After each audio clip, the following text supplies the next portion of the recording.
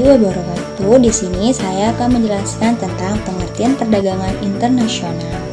Perdagangan adalah segala bentuk kegiatan menjual dan membeli barang atau jasa di suatu tempat, yang di sana terjadi keseimbangan antara kurva permintaan dengan kurva penawaran.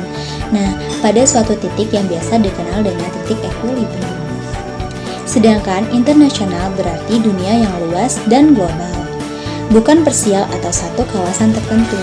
Perdagangan internasional adalah bentuk transaksi dagang yang terjadi antara subjek ekonomi negara satu dengan negara lainnya, baik berupa transaksi barang atau jasa. Adapun subjek ekonomi tersebut beragam, di antaranya penduduk yang terdiri dari warga negara biasa, perusahaan impor, perusahaan ekspor, perusahaan industri, perusahaan negara, departemen pemerintah, ataupun individu. Sekian penjelasan dari saya. Teori keunggulan absolut. Teori keunggulan absolut dicetuskan oleh Adam Smith bersamaan dengan ramainya revolusi industri di Inggris abad 18. Dasar pemikiran teori ini adalah suatu negara akan bertambah kaya ketika memiliki peningkatan keterampilan dalam efisiensi dalam hal pemberian para tenaga kerja dalam proses produksi. Negara dapat dikatakan memiliki keunggulan absolut apabila negara tersebut melakukan spesialisasi dalam memproduksi komoditi tertentu dibandingkan dengan negara lain. Terdapat beberapa asumsi teori keunggulan absolut, atau yang bisa disebut tiga sebagai teori keunggulan mutlak, yaitu: yang pertama, faktor produksi yang digunakan hanya tenaga kerja. Yang kedua, yaitu kualitas barang yang diproduksi kedua negara sama. Yang ketiga, ada biaya transportasi ditiadakan. Teori keunggulan mutlak atau absolute advantage yang dikemukakan Adam Smith. Yang pertama, adanya division of labor atau pembagian kerja yang terjadi secara internasional dalam menghasilkan sejenis barang. Yang kedua, adanya spesialisasi internasional dan efisiensi produksi. Yang terakhir, ada kelemahan teori keunggulan absolut, yaitu tidak mampu menjelaskan tentang bagaimana mekanisme kan dapat diterapkan dunia untuk memperoleh keuntungan dan output, serta bagaimana hal tersebut dibagikan di antara para penduduk masing-masing negara. Sekian materi yang saya dapat jelaskan. Baik, selanjutnya terkait dengan teori keunggulan kooperatif. Teori keunggulan kooperatif ini disususkan oleh David Ricardo, yang dimana pemikiran David Ricardo ini berangkat dari analisisnya terhadap kelemahan teori keunggulan absolut, yang menjelaskan bahwa perdagangan internasional itu akan terjadi dan menguntungkan ketika setiap negara yang terlibat dalam perdagangan internasional itu mempunyai keunggulan absolut yang berbeda-beda. Menurut Ricardo, ini merupakan kelemahan pola pikir dari keunggulan absolut, karena ketika hanya suatu negara yang memiliki keunggulan absolut untuk barang tertentu yang dihasilkan, maka tidak akan terjadi perdagangan internasional yang menguntungkan. Karenanya kelemahan ini lalu disempurnakan oleh David Ricardo melalui teorinya yang disebut dengan teori keunggulan komparatif. Baik, terkait dengan asumsi teori ini, dalam teori ini asumsi utamanya adalah keunggulan komparatif dapat tercapai ketika suatu negara mampu memproduksi barang dan jasa dalam jumlah lebih banyak, tetapi dengan biaya yang lebih murah daripada negara lainnya. Negara yang memiliki kemampuan untuk memproduksi barang dengan efisien, inilah yang disebut dengan negara yang memiliki keunggulan komparatif, atau ya inilah yang kita sebut dengan memiliki keunggulan komparatif.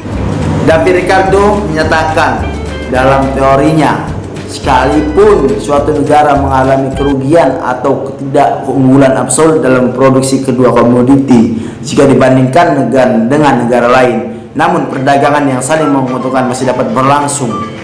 Negara yang kurang efisien akan berspesialisasi dalam produksi ekspor pada komoditi yang mempunyai keunggulan absolut lebih kecil. Dari komoditi inilah negara tadi mempunyai keunggulan komparatif. Di pihak lain, negara tersebut sebaliknya mengimpor komoditi yang mempunyai kerugian absolut lebih besar. Dari komoditi inilah negara tersebut mengalami kerugian komparatif. Hal inilah dikenal dengan hukum keunggulan komparatif. Selanjutnya yaitu teori yang keempat, yaitu teori menurut Hexer-Ohlin. Teori ini disebut juga dengan teori HO. Teori ini dicetuskan oleh Eli Hexer dan muridnya Bertil Ohlin. Dalam teori ini dijelaskan bahwa pola-pola perdagangan antar negara itu cenderung mengekspor faktor produksi yang relatif melimpah dengan intensif.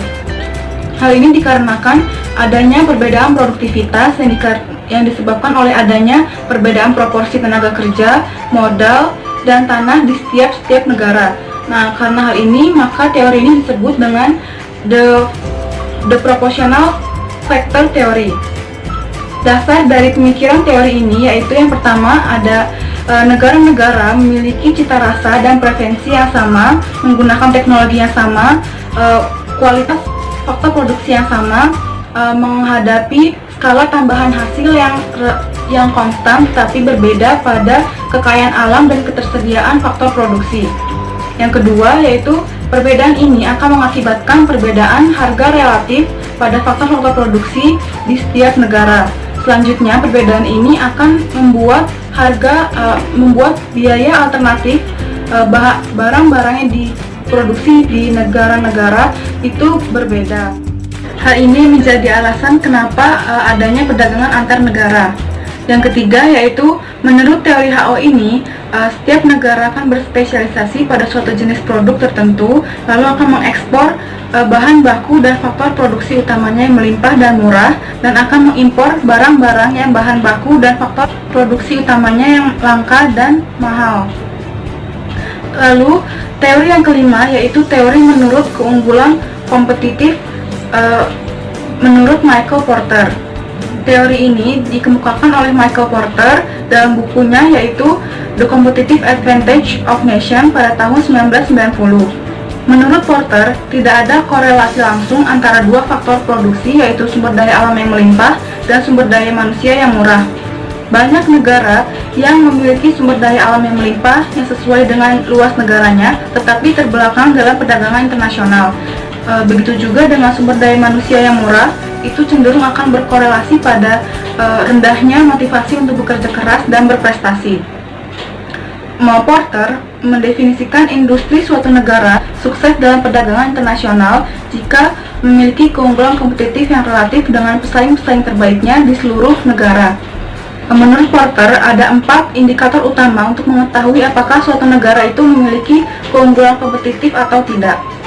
Yaitu yang pertama, faktor kondisi, termasuk di dalamnya yaitu sumber daya alam, sumber daya manusia, sumber daya modal, dan infrastruktur, dan sumber daya pengetahuan. Yang kedua yaitu kondisi permintaan.